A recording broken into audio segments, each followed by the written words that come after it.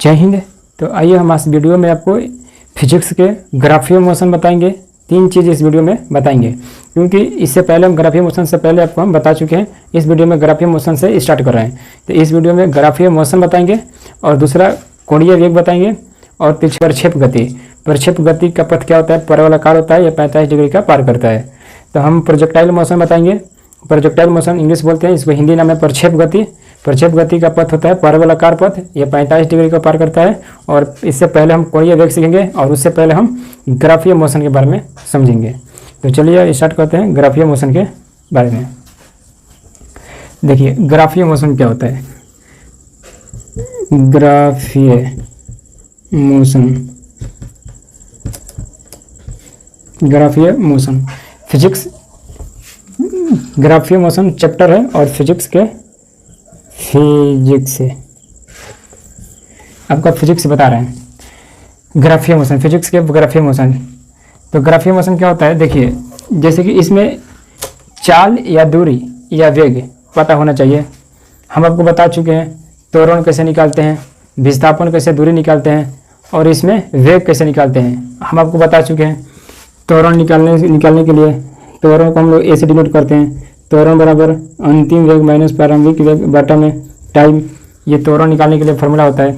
विस्थापन निकालने के लिए एस, विस्थापन को एस से दूरी को करते हैं। इसका फार्मूला बताए थे आपको, यूटी प्लस 1/2 इंटू त्वरण के टी स्क्वायर। आपको बताए थे हम एक और कि त्वरण हो गया और एक बताए थे आपको अंतिम वेग बराबर u प्लस 2as, यानी कि त्वरण अंतिम वेग इंटू प्रारंभिक वेग प्लस 2 इंटू त्वरण इंटू समय विस्थापन। एस को विस्थापन से करते हैं। तो हम आपको ये चीज़ पहले बता चुके हैं। ये चीज़ आपको हम पहले बता चुके हैं। इस वीडियो में हम खाली ग्राफीय मोशन से स्टार्ट कर रहे हैं। तो ये चीज़ हम आपको पिछले वीडियो में बनाकर अपलोड कर चुके हैं, देखना हो तो देख सकते हैं। देखिए ग्राफीय मोशन में एक पहले फार्मूला आपको मालूम होनी चाहिए कि दूरी बराबर क्या होता है। दूरी बराबर चाल गुणे समय। चाल बराबर क्या होता है? चाल बराबर दूरी बटा समय। तो ये फार्मूला आपको मालूम होनी चाहिए। हम आपको ग्राफीय विधि से मोशन बता रहे हैं, ग्राफीय मोशन के बारे में बता रहे हैं। चलिए देखिए, ये होता है हमारा वाई अक्ष, ये होता है एक्स अक्ष। ये हमारा एक्स अक्ष हो गया, ये हमारा वाई अक्ष हो गया। इसी को हम लोग समय से करते हैं, समय को इधर गणना करते हैं। इधर हम लोग वेग, जो चीज़ भी गणना करना होता है वो कर सकते हैं। चाल को गणना करना है, दूरी को गणना करना है। तो अगर वेग का गणना कर रहे हैं तो त्वरण निकलेगा।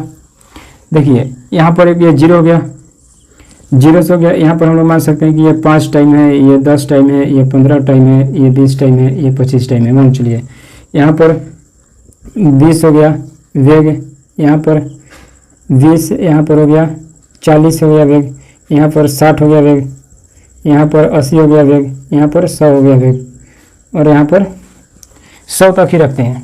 देखिए इसका त्वरण क्या होगा? ऐसे अगर रहे तो क्या होगा? त्वरण इसका ऐसे अगर रहे तो त्वरण इसका समान होगा। देखिए ग्राफ बनाने के लिए ग्राफ का एक होता है, जैसे कि ग्राफ का एक पेज होता है। ये ग्राफ पेज नहीं है, बट समझिए कि ऐसा ही बनेगा। ग्राफ पेज भी तो ऐसे ही बनेगा। यही ना कि इसमें रहता है एक ऐसा बना होता है एक ग्राफ पेज, ऐसे करके और इसी में आपको बनाना होता है, तो ये हो गया हमारा वाई अक्ष, ये हो गया एक अक्ष, ये हमारा त्वरण। तो ये यही बताते हैं कि बोर्ड पर ऐसा समझ में नहीं है, काज कीच हो जाएगा। तो हम साफ से इधर बता रहे हैं। तो आपका पेज होता है ग्राफ का अलग होता है। देखिए इसमें क्या होता है, ये अगर ये वेग है, ये हमारा समय है। तो अगर ऐसा रहे तो त्वरण क्या बता रहा है? इसमें त्वरण को क्या बता रहे हैं? त्वरण को समान बता रहे हैं। त्वरण को क्या बता रहे हैं? त्वरण को समान बता रहे हैं। इसमें त्वरण को समान बता रहे हैं। देखिए त्वरण क्या करता है कि वेग में परिवर्तन लाता है, या तो बढ़ाएगा या तो घटाएगा। त्वरण का काम एक ही होता है, या तो बढ़ाना या तो घटाना।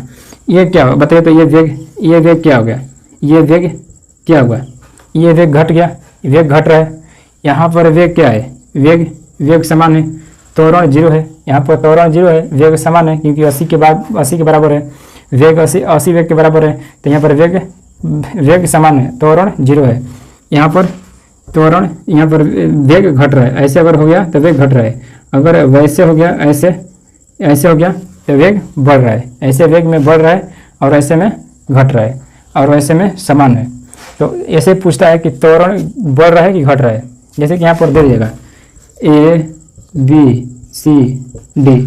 अब बता देगा कि इसमें बता कि B वेग क्या हो रहा है, कौन सा वेग घट रहा है, कौन सा वेग घट रहा है, ऑप्शन दे देगा। तो इसमें B वेग घट रहा है, कौन सा वेग बढ़ रहा है तो C वेग बढ़ रहा है, कौन सा त्वरण समान है तो D त्वरण समान है। इस तरह का आपको समझना पड़ेगा। इस तरह बना भी सकते हैं, कोई दिक्कत नहीं होता है इसमें। जैसे कि आप मिला सकते हैं, देखिए ये टाइम है, 5 को मिला सकते हैं 20 से, तो इसमें क्या हो गया, ये समान होता है। यहाँ पर सबका समान होगा, यहाँ पर सब समान होगा। 10 के 40 से, 15 के 60 से, 80 के 20 से, 25 के 100 से, 25 के 100 से। तो इस तरह के त्वरण ये समान होगा, तो ये इसके समान में त्वरण समान है। आपको बता देते हैं घटा के कि ये त्वरण घट रहा है और ये त्वरण बढ़ रहा है, ये त्वरण बढ़ रहा है, और ये बीच वाला जो है त्वरण को समान बता रहा है। ये वेग को कम बेसी कर रहा है, ये वेग को कम कर रहा है, ये वेग को बढ़ा रहा है। देखिए वेग किसी भी हाल में वेग मतलब कि वेग रुक सकता है, वेग रुक सकता है, बट टाइम को रुका हुआ नहीं दिखा सकते हैं। टाइम नहीं रुक सकता है, टाइम कभी भी नहीं रुक सकता है, वेग रुक सकता है, वेग रुक सकता है, टाइम नहीं रुक सकता है। इसमें देखिए ये हमारा वेग हो गया, ये समय हो गया, ये एक्स अक्ष हो गया, इसको वाई अक्ष मानते हैं। यहाँ पर ये जो बीच वाला है डी, ये त्वरण समान बता रहे हैं, और ये वाला जो है हमारा ये घटता हुआ वेग बता रहे हैं, और ये वाला बढ़ता हुआ वेग बता रहे हैं, और ये वेग रुका हुआ है, वेग ये रुका हुआ बता रहा है। तो ये ग्राफीय मोशन इसी तरह बनता है। आप यहाँ तक इतना समझ गए। अब हम चलते हैं कोणीय वेग की तरफ, तब प्रोजेक्टाइल मोशन परिक्षेप गति के बारे में समझेंगे। कोणीय वेग की तरफ चलते हैं। देखिए कोणीय वेग में क्या होता है, कोणीय वेग में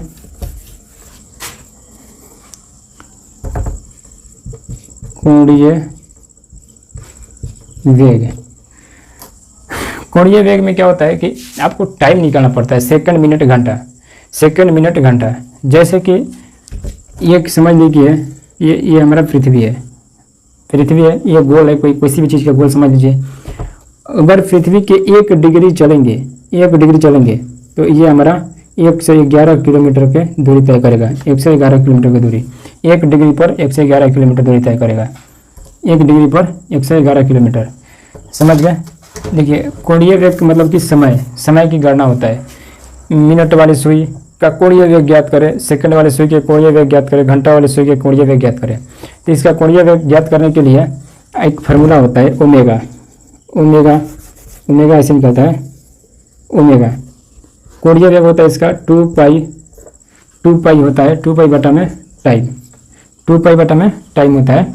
ये हमारा ओमेगा का फार्मूला होता है। इसी पर सेकंड, घंटा और मिनट का टाइम निकलेगा, कोणीय वेग निकलेगा।